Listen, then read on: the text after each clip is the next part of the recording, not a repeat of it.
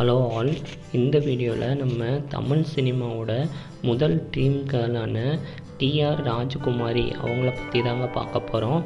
அவங்க பிறந்தது தஞ்சாவூரில் 1922. அவங்களோட பேர் தஞ்சாவூர் ராதாகிருஷ்ணன் ராஜாயி. அதை தான் அவங்க மூவியில் ஆக்ட் பண்ண ஆரம்பித்ததுக்கப்புறமா சுருக்கமாக டிஆர் ராஜாயை ராஜகுமாரி அப்படின்னு சொல்லி மாற்றி வச்சுக்கிட்டாங்க.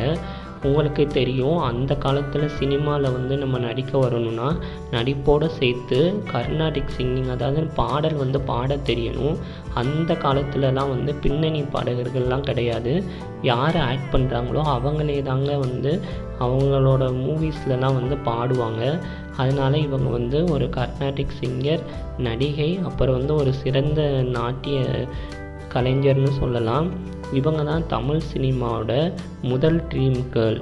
அது அவங்க அந்த காலத்திலே கொஞ்சம் கிளாமராக ஆக்ட் பண்ணியிருக்காங்க. எப்போ 1940s அவங்க தமிழ் தவிர தெலுங்கு, ஹிந்தி மூவிஸ்லேயும் ஆக்ட் பண்ணியிருக்காங்க. அவங்களோட முதல் திரைப்படம் குமார குலத்துங்கன். ஆனால் அந்த படம் 1938-39 ஆரம்பித்தாலும் ரிலீஸ் ஆகிறதுக்கு கொஞ்சம் டிலே ஆகிடுச்சு. அதனால் அவங்க ரெண்டாவதாக நடித்த கச்ச தேவயானி அந்த படம் 1941 ரிலீஸ் ஆகிருக்குங்க.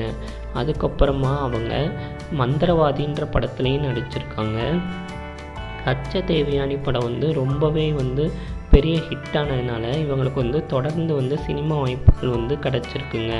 அதுக்கப்புறமா 1944 அவங்க நடித்த படம் தாங்க ஹரிதாஸ். அந்த படத்தில் எம்கே தியாகராஜ பாகவதர் கூட இவங்க நடிச்சிருப்பாங்க. அதில் தான் முதலாக ஒரு கிளாமரஸான வேடத்தில் அந்த காலத்துலேயே நடிச்சிருப்பாங்க. அவங்க நிறைய அந்த காலத்தில் இருந்த சூப்பர் ஸ்டார்ஸான தியாகராஜ பாகவதர், டிஆர் மகாலிங்கம், பியு சின்னப்பா தொடங்கி எம்ஜிஆர், சிவாஜி கணேசன் அவர்கள் கூட நிறையா படங்கள் பண்ணியிருக்காங்க.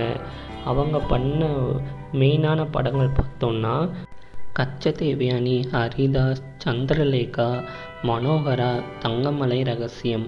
இவங்க பிரதரும் சேர்ந்து ஆர்ஆர் பிக்சர்ஸ்னு ஒரு ப்ரொடக்ஷன் கம்பெனியும் ஆரம்பிச்சிருக்காங்க. அது மூலமாக நிறைய படங்களும் அவங்க ப்ரொடியூஸ் பண்ணியிருக்காங்க. ப்ரொடியூஸ் பண்ண படங்கள் பார்த்தோன்னா வாழ பிறந்தவன், கூண்டு கிளி. இந்த படத்தில் சிவாஜி கணேசன் அவர்களும் எம்ஜிஆர் அவர்களும் சேர்ந்து நடித்த ஒரே படங்க. அப்புறம் குலை பக்காவலி, பாசம், பெரிய இடத்து பெண், பணம் படைத்தவன், அப்புறம் பறக்கும் பாவை. இவங்களோட கடைசி படம் வானம் பாடிதாங்க. அதுக்கப்புறமா 1999 இவங்க இறந்துட்டாங்க.